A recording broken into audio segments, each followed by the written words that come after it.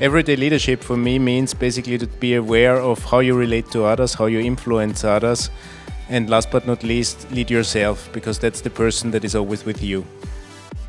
I think it's important to provide guidance as a leader, so I would say guidance is the key thing and what matters really in leadership.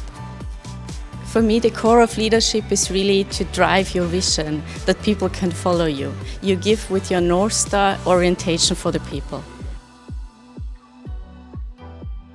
So as an everyday leader, both at home, as a parent, and as a manager at work, I really see it's a balance between being a friend, being there, being vulnerable for the people that you lead, and at the same time helping them make decisions, sometimes even if they're very difficult decisions.